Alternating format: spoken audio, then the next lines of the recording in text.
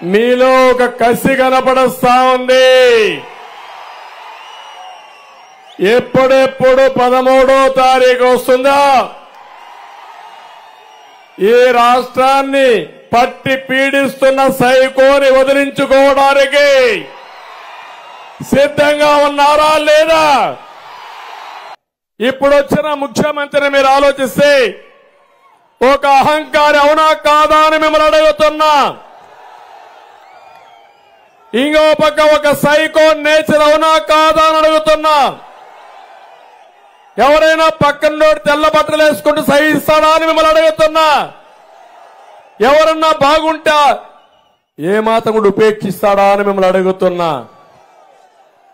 నేను అడుగుతున్నా మిమ్మల్ని, అలాంటి వ్యక్తి విధ్వంసానికి పాల్పడ్డాడు.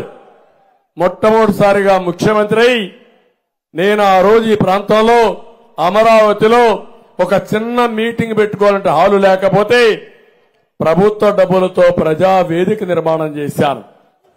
అక్కడే కలెక్టర్స్ కాన్ఫరెన్స్ పెట్టి ప్రభుత్వ ఆస్తిని కూల్చేయమని ఆర్డర్ ఇచ్చిన ముఖ్యమంత్రి ఏం తమ్ముళ్ళు విధ్వంసంతో ప్రారంభమైంది పరిపాలన అవునా కాదా అని మిమ్మల్ని అడుగుతున్నా.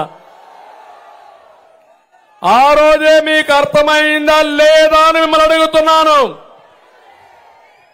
ఇంతవరకు చరిత్రలో ఇలాంటి నీచుడిని ఎప్పుడన్నా చూశారా అని మిమ్మల్ని అడుగుతున్నా.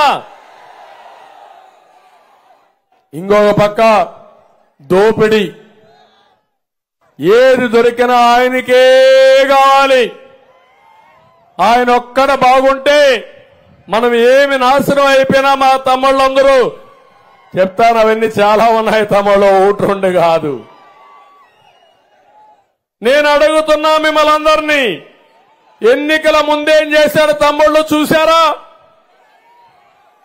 ఊరు ఊరు తిరిగాడు పాదయాత్రలో, తల మీద చెయ్యి పెట్టాడు, బొగ్గలు నిమిరాడు, ముద్దులు పెట్టాడు. మీరు కూడా మురిసిపోయారు. ఐసు మారిగా కరిగిపోయారా లేదా అని మిమ్మల్ని అడుగుతున్నా.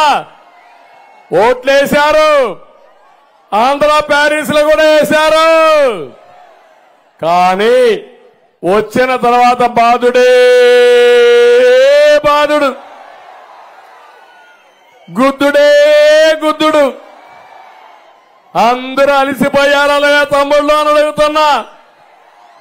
మిమ్మల్ని బాధతా ఉంటే ఇదేమయ్యా ఈ మారి చేశామంటే మా మీద కేసులే కేసులు.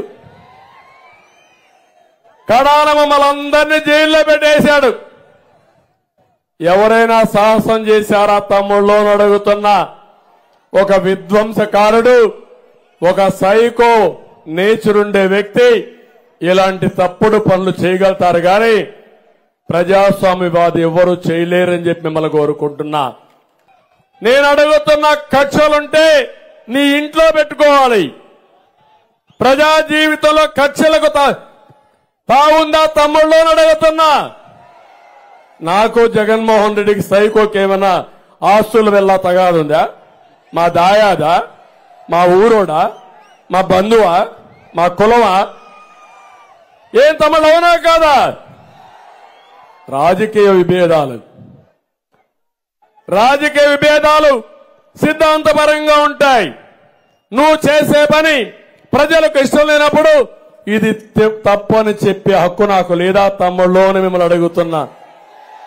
ఈ రాష్ట్రంలో 14 సంవత్సరాలు ముఖ్యమంత్రిగా పనిచేశాను, 15 సంవత్సరాలు అపోజిషన్ లీడర్ గా పనిచేశాను. ప్రజలు నన్ను గౌరవించారు.